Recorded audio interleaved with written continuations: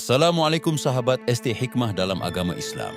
Beberapa alasan sejarah dan kontekstual mengapa nasab Wali Songo sempat tidak ditonjolkan atau menutup diri, menyembunyikan nasab antara lain. Strategi dakwah berbasis kultural, lokalitas. Wali Songo mengutamakan pendekatan budaya, pendidikan dan pendekatan personal yang lembut untuk mendekati masyarakat Jawa yang saat itu kental dengan pengaruh Hindu-Buddha. Menggunakan identitas lokal atau menyatu dengan masyarakat setempat lebih efektif daripada menonjolkan garis keturunan asing Arab, keamanan dan politis. Pada masa awal dakwah, menonjolkan nasab sebagai keturunan Nabi Sayyid Syarif bisa menimbulkan kecurigaan atau penolakan dari penguasa setempat. Fokus mereka adalah Islamisasi, bukan kekuasaan. Fokus pada karya dan dakwah. Mereka lebih menekankan perilaku, ilmu dan metode dakwah seperti pesantren, wayang, dan seni daripada kebanggaan nasab, silsilah. Adaptasi budaya, mereka membaur dengan masyarakat bahkan menggunakan gelar-gelar setempat, sunan, yang lebih dikenal dan dihormati oleh masyarakat Jawa saat itu. Meskipun sempat tidak ditonjolkan, silsilah Wali Songo tetap terjaga dalam manuskrip-manuskrip kuno dan diakui oleh para ulama ahli nasab. Terhubung hingga Syekh Jumadil Kubro dan lanjut ke Rasulullah SAW. Dan kebanyakan kiai-kiai ulama Jawa itu masih keturunan Nabi SAW. Akan tetapi mereka para ulama kiai Jawa tidak mau menonjolkan nasabnya karena rendah hati tawadu dan termasuk beban yang berat karena harus menjaga diri dari perbuatan yang tidak baik. Selain itu, nasabnya yang mulia itu tidak digunakan untuk memanfaatkan orang lain atau nasabnya tidak digunakan mencari keuntungan dunia.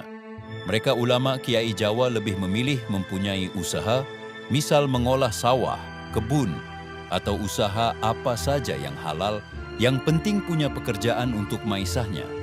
Jadi selain mengajar ngaji santri-santri, tetap memiliki usaha yang dijalankan. Itulah para keturunan Wali Songo lebih menutup diri, tidak dipublikasikan nasab mulianya itu, sehingga jarang yang tahu. Malah ketika sekarang ingin memberitahu bahwa keturunan Wali Songo masih ada karena ada habaib yang mengatakan Wali Songo nggak punya keturunan, tetapi malah difitnah oleh orang-orang yang nggak paham asal-usul kiai-kiai Jawa.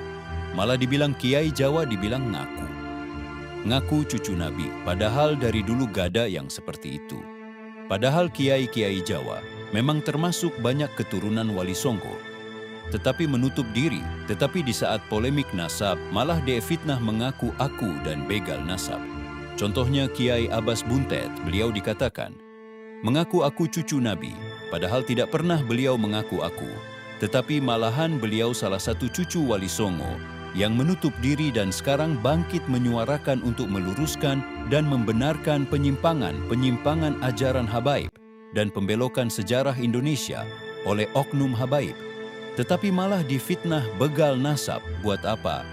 Kiai Abbas begal nasab lawong Kiai Abbas. Dari lahir sudah sebagai cucu Sunan Gunung.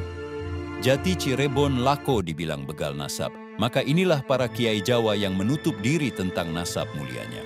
Maka siapa yang suka mengaku, aku tidak ada satupun kiai-kiai Jawa yang masih keturunan Wali Songo menonjolkan diri seperti itu, kecuali sekarang karena untuk keutuhan kebenaran sejarah, maka para cucu Wali Songo sekarang mulai muncul dan tampil di publik. Ini berbeda dengan Syekh Ali As-Sakron yang mengaku keturunan Ubaidillah padahal di zamannya tidak ada ulama satupun yang mengitsbat nasabnya, dan bahkan nama Ubaidillah pun tidak dikenal oleh ulama ahli sejarah. Di abad keempat, di Yaman ada kitab sejarah bernama Kitab Al-Iqlil, karya Hasan bin Ahmad Al-Hamadani, wafat tahun 344 Hijriah. Di dalamnya banyak menyebut nama ulama abad ketiga dan keempat Hijriah, tetapi tidak menyebut ada seorang ulama besar di Yaman bernama Ahmad bin Isa bin Muhammad An-Naqib, apalagi mengatakan bahwa ia mempunyai anak bernama Ubaid. Ini menunjukkan bahwa Ahmad bin Isa atau Ubaidillah tidak dikenal ada di Yaman di abad keempat Hijriah. Karena jika ada sosoknya dan juga Ahmad bin Isa dan anaknya Ubaidillah itu sama-sama jadi ulama besar. Di masanya seharusnya ulama Yaman yang bernama Hasan bin Ahmad Al-Hamadani ini mengetahuinya dan mencatat dalam kitabnya, tetapi nyatanya tidak. Itu berarti Syekh Ka'ali As-Sakron memang hanya mengaku aku bernasab pada Nabi lewat Ubaidillah, dan Ubaidillah sendiri dipertanyakan keberadaannya karena tidak masuk dalam kitab sejarah Al-Iqlil di abad ke-3 dan 4 Hijriah. Demikian hikmah hari ini, semoga bermanfaat. Amin.